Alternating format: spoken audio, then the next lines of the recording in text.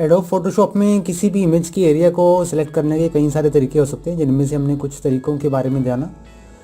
Murky tool यहाँ पर selection में ज्योमेट्रिक शेप्स रिलेटेड, और लेसो टूल यहाँ पर हमारे पास फ्री फॉर्म एडिटिंग या फ्री फॉर्म में कोई भी शेप क्रिएट करने रिगार्डिंग पॉलीगोनल और मैग्नेटिक टूल भी इसके अंदर ही, लेसो टूल के अंदर ही। इसके बाद हमारे पास जो तीसरा टूल अवेलेबल है यहाँ पर क्विक सिलेक्शन टूल के नाम से है। क्विक सिलेक्शन टूल के अंदर एज अ ग्रुप आप इसके अंदर देख रहे हैं कि मेरे पास यहाँ पर दो टूल्स अवेलेबल हैं। एक है मैजिक वैन टूल, एक है quick selection tool. Magic wand tool और क्विक सिलेक्शन टूल ये दोनों एज अ ग्रुप वाइज, ये दोनों एज अ ग्रुप डिस्प्लेड हैं फोटोशॉप में टूल बार के अंदर। और आप यहाँ पर देख रहे हैं कि और ये जो दोनों टूल्स हैं, ये दोनों टूल्स किसी भी इमेज पर पर्टिकुलर एरिया पर कलर और टोन वाइज काम करते हैं। मैं आपको एज एन एग्जांपल इस वीडियो में मैं प्रॉपरली आपको बताता हूँ कि किस तरह से आप किसी भी एरिया को सिलेक्ट कर सकते हैं, उसके एरिया को कलर दे सकते हैं, और भी डिटेल में आप उसके बारे में जानेंगे। तो चलिए सिलेक्शन टूल को जानने के लिए सबसे पहले मैं कैनवस पर एक इमेज को इंपोर्ट कर लेता हूँ। इमेज इंपोर्ट करने के लिए सिंपली मैं ड्रैग करता हूँ इसे। मैं यहाँ पर रोज़ की फ्लावर के पिक्चर को इंपोर्ट करता हूँ। फोटोशॉप में सिंपली ड्रैग एंड ड्रॉप करके आप उसे इंपोर्ट कर सकते हैं। लेफ्ट क्लिक करके रखें, लेफ्ट क्लिक जैसे ही आप ड्रॉप करेंगे छोड़ेंगे, वैसे ही आपकी जो फोटो है वो कुछ इस तरह से दिखनी शुरू हो जाएगी, प्लेस हो जाएगी। उसे प्लेस करने के लिए आपको यहाँ पर टिक मार्क पर क्लिक करना होगा। टिक मार्क पर क्लिक करने के बाद आपकी फ़ोटो यहाँ पर सक्सेसफुली प्लेस हो जाएगी। प्लेस करने के बाद मैं व्यू टैब में जाकर यहाँ पर इसे फिट ऑन स्क्रीन कर देता हूँ, ताकि मैं ये देख पाऊँ कि मेरे पास पूरे कैनवस पर कितनी इमेज पर कितनी एरिया पर मैं उसे देख पा रहा हूँ। अदरवाइज़ आप फुल स्क्रीन व्यू में भी इसे देख सकते हैं। उसके लिए आपको कीबोर्ड पर F प्रेस करना होगा डबल टाइम। एक बार अगर आप प्रेस करेंगे तो एक बार प्रेस करने पर आपका जो बॉटम का टास्क बार रहेगा वो हाइड हो जाएगा। दूसरी बार प्रेस करने पर आपके लेफ़्ट राइट और टॉप के जो मेन्यूज़ हैं वो डिसेबल हो जाएंगे। मैं इसे सिंपल जो टास्क बार है मैं उसे डिसेबल करता हूँ। व्यू टैब में जाकर मैं इसे दोबारा फिट ऑन स्क्रीन करता हूँ, ताकि कैनवस पर मैं इसे प्रॉपरली देख पाऊँ कुछ इस तरह से। इसके बाद मैं इस फ्लावर में ये जो इसकी पंखुड़ियाँ हैं मैं इसे सिलेक्ट करना चाहता हूँ। किसी भी एरिया को सिलेक्ट करने के लिए आपको उसके रिगार्डिंग साइज़ पता होना चाहिए। इसके साइज़ को मैनेज करने के लिए आपको यहाँ पर से साइज़ को मैनेज करना है। ब्रश के एक तरह से ब्रश के रूप में काम करता है ये। ब्रश के साइज़ को मैनेज करना है। अदरवाइज़ आप अपने माउस पैड पर राइट क्लिक करके भी अब इसके साइज़ के साथ साथ उसकी हार्डनेस को यहाँ से सेलेक्ट कर सकते हैं। सिलेक्शन के लिए मुझे हार्डनेस में कोई भी ज़रूरत नहीं है, मैं हार्डनेस को नहीं छेड़ता इसमें। मैं सिंपली पंखुड़ियाँ जो हैं इसकी मैं उसे सिलेक्ट करता हूँ। इन पंखुड़ियों को सिलेक्ट करने से पहले मैं आपको ये बता दूँ कि इस पूरी इमेज में मैं क्या करना चाहता हूँ। इस पूरी इमेज में मैं ये चाहता हूँ कि मेरे पास ये पूरा जो फूल है इसका मुझे कलर ब्राइटनिंग चाहिए, और जो इसका बैकग्राउंड है मुझे इसमें किसी भी तरह का कलर नहीं चाहिए। इसके लिए मैं सबसे पहले तो इस फूल को मैं सेलेक्ट करूँगा।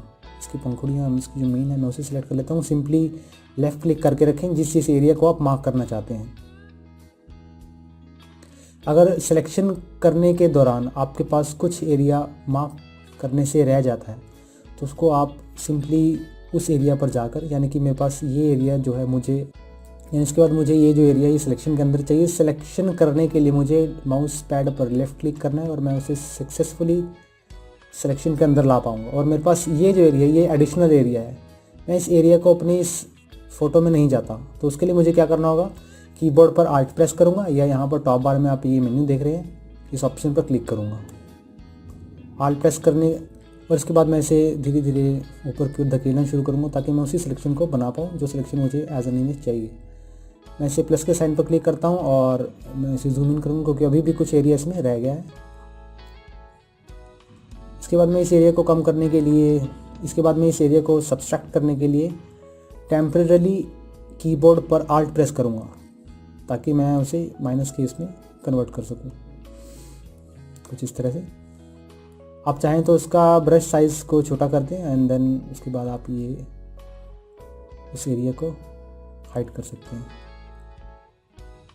मैं अपने कीबोर्ड पर आल्ट बटन प्रेस करता हूँ ताकि मैं इस एरिया को सब्सट्रैक्ट कर पाऊँ। तो ये एरिया मेरे पास सिलेक्ट हो चुका है। मैं जूम आउट करता हूँ, फिट ऑन स्क्रीन। मुझे इसमें स्क्रॉलिंग की हेल्प लेनी होगी। तो अब मेरे पास ये जो फूल है इसका सिलेक्शन एरिया, इसकी पंखुड़ी है, ये सिलेक्टिव है मेरे पास already.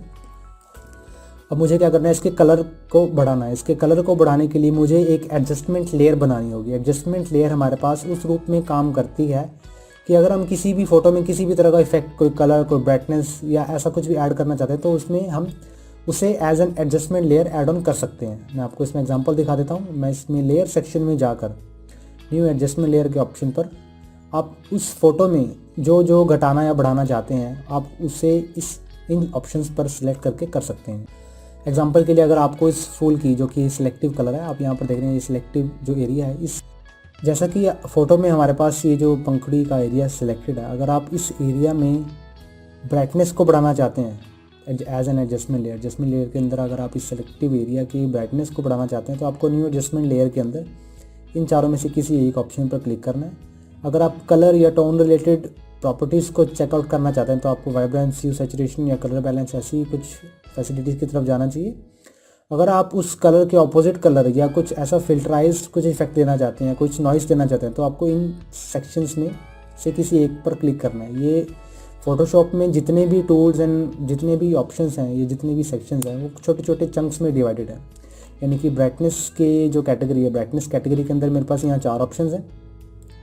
Colour and tone related settings में मेरे पास यहाँ पर 7 ऑप्शंस हैं और इसी तरह से बाकी कुछ ऑप्शंस जो कि अलग सेक्शंस में अलग कैटेगराइज हैं। मैं यहाँ पर अभी इसके कलर्स को बढ़ाना चाहता हूँ तो मैं ह्यू एंड सैचुरेशन पर क्लिक करूँगा। ह्यू एंड सैचुरेशन में मैं इसे नाम दे देता हूँ। मैं यहाँ पर इसे ओके करता हूँ और यहाँ पर मेरे पास एक एडजस्टमेंट लेयर जो कि ओपन हो चुकी है। जैसे ही मैं इसकी सैचुरेशन को इंक्रीज़ करता हूँ वैसे वैसे आप फोटो में इफेक्ट देख पाएंगे कुछ इस तरह से।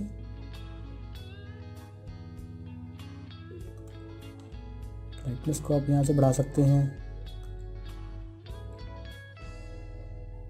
तो इस फोटो के कलर्स को अगर मैंने और भी ज़्यादा बढ़ाया तो मेरे पास पिक्सल्स में कुछ इफेक्ट पड़ जाएगा, यानी कि मेरे पिक्सल्स ज़्यादा साफ नहीं आएंगे।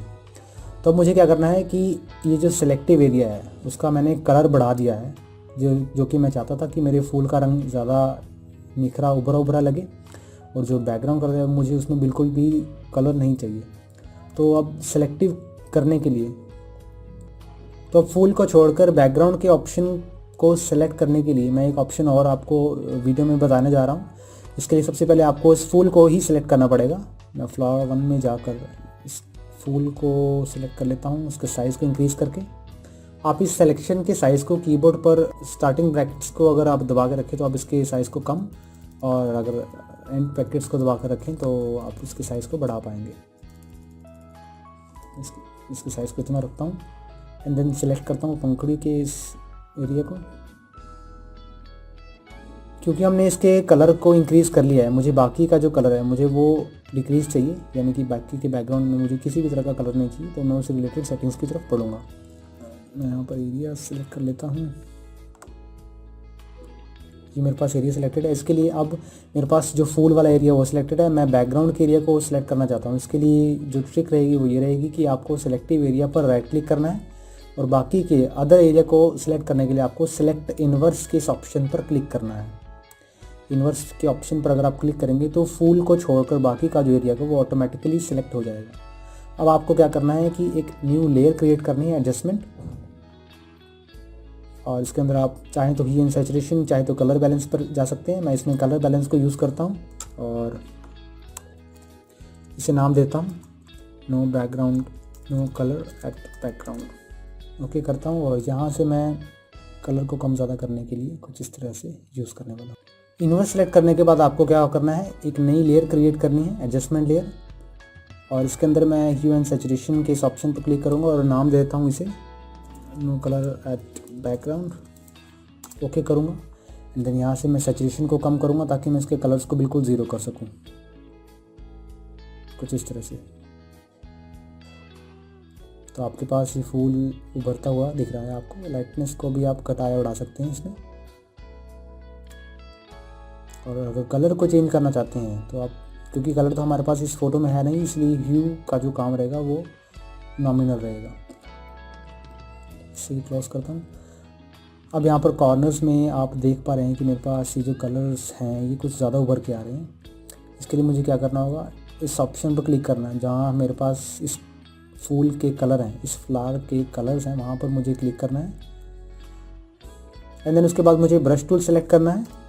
आपने प्रीवियस वीडियो में देखा होगा, ब्रश टूल सेलेक्ट करना है and masking, layer masking related ये प्रॉपर्टी है। इसके बाद मुझे यहाँ से ब्लैक कलर सेलेक्ट करना है ताकि मैं उस एरिया को हाइड कर सकूँ जो मेरे पास ये ग्रीन हाईलाइटेड कलर आ रहा है। इसकी हार्डनेस को भी बढ़ा देता हूँ ऑलमोस्ट 91%। तो जहाँ जहाँ आप उस ब्रश को फैलाते जाएंगे वहाँ वहाँ आपका जो ग्रीन कलर है वो कम होता जाएगा। इसकी हार्डनेस को मैं और इंक्रीज़ कर लेता हूँ और ओपेसिटी को भी 100%, कुछ इस तरह से। जहाँ जहाँ आप उस ब्रश को फैलाते जाएंगे वहाँ वहाँ ये एरिया हाइड होता जाएगा जो आपका कलर वाला एरिया है। इस तरह से अगर आप इसे पूरी फ़ोटो में करेंगे तो आप प्रॉपरली इस फूल को कलर दे पाएंगे और बैकग्राउंड से कलर्स को हटा पाएंगे। तो ये था फ़ोटोशॉप में ट्यूटोरियल क्विक सिलेक्शन टूल को यूज़ करने का। आगे कुछ लेक्चर्स में हम इसे और भी जानेंगे।